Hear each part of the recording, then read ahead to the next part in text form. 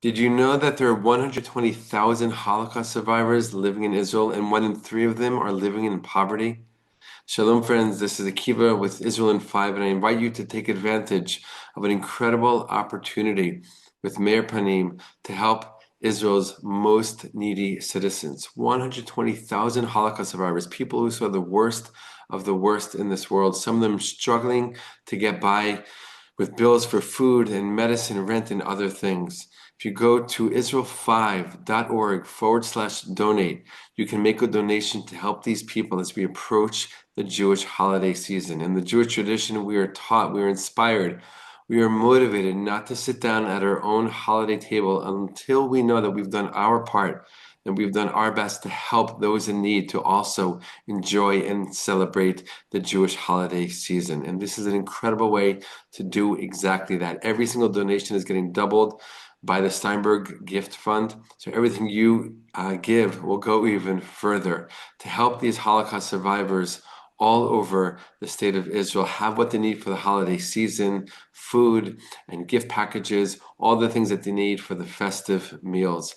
There are thousands, tens of thousands of meals being prepared and delivered to Holocaust survivors, pantry boxes filled with all kinds of foods and supplies, and millions of shekels worth of gift cards being distributed to Holocaust survivors in need. But this can only happen through your help, through your generosity, through your donations, helping Meir Panim do this incredible, important, and holy work. Go to israel5.org/donate, make a donation. It will get doubled by the Steinberg Gift Fund.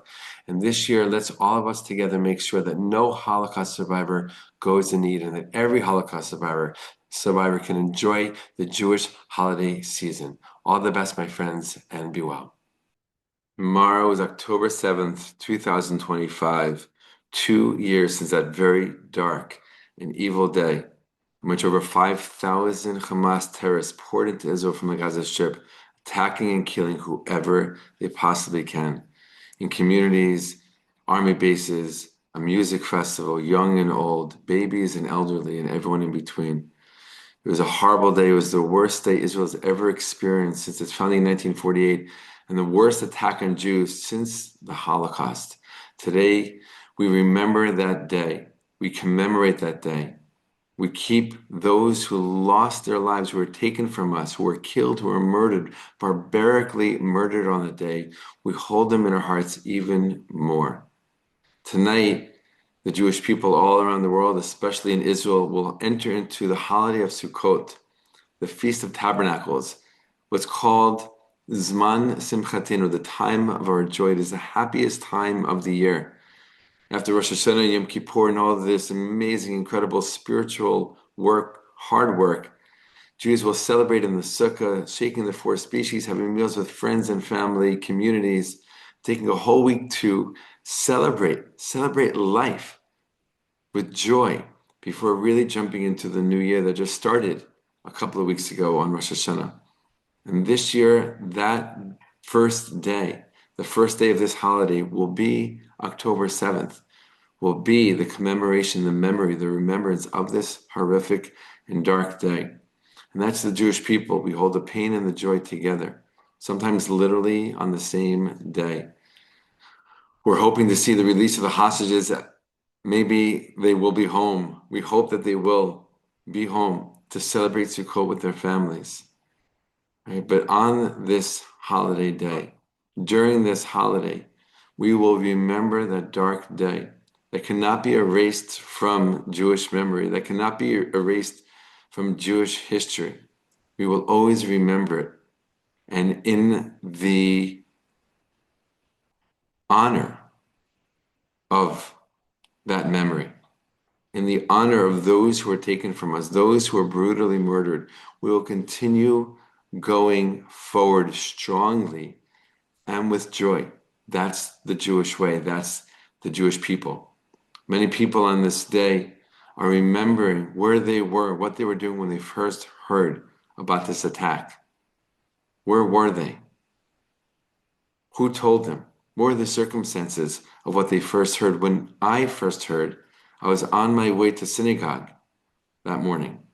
It was Shabbat. It was Simchat Torah, the celebration of the finishing of the reading of the Torah and starting all over again, a day that we dance all night and all day. And that morning early, I was on my way to synagogue with my prayer shawl, the talit, over me, a prayer book in my hand, and somebody driving a car stopped, rolled down his window, something that never happened to me ever before, and told me, "Did you hear what happened?" I'm like, "No, what happened?" He said, "There's a war. There's a war happening." I'm like, "What are you talking about?" The first bit of news I heard was he said there's 50 terrorists who entered our country and attacking communities. 50 terrorists. I couldn't believe it. 50 terrorists. If only if it was just 50 terrorists, right? We know in the end it was over 5,000 terrorists who poured in from various points where they broke through the security fence between Gaza and Israel, a fence, a border, a security fence that has been in place since the mid 1990s. As the news started to unfold, and I was at synagogue with my community, with my friends, with my family, our prayers and our dancing were mixed with intense pain and sorrow and tears. I saw many of my friends and community members leave in the middle of prayers, going home to get their army uniforms. They were being called up all over the country. Hundreds of thousands of young Israelis, young and old, their 20s, 30s, 40s, 50s even, were being called up and immediately dropped everything they were doing to respond to this vicious attack on our people.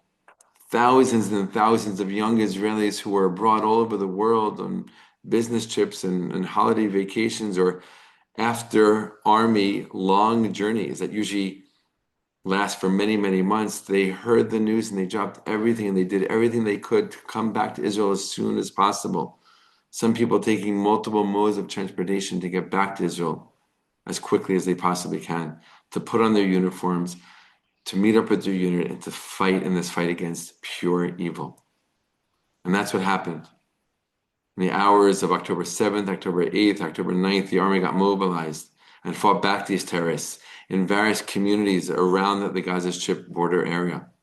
At the Nova site, I have family members, young family members, nieces and nephews who were there, who were called up, who were brought in, who were actively in the army and served and acted and fought in all kinds of ways in all of these different places, all these different communities, including the Nova Music Festival.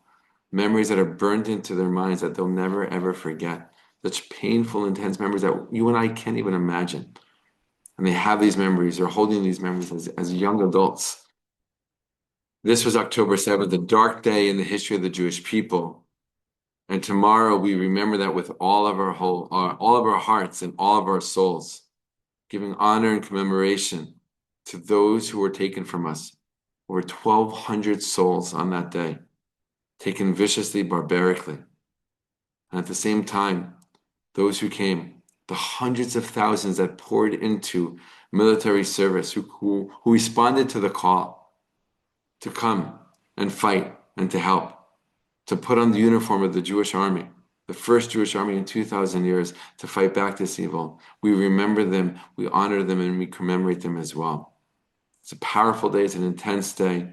And on this day, October 7th, 2025, we begin our celebration of the holiday of Sukkot, the most joyous celebration in the Jewish year.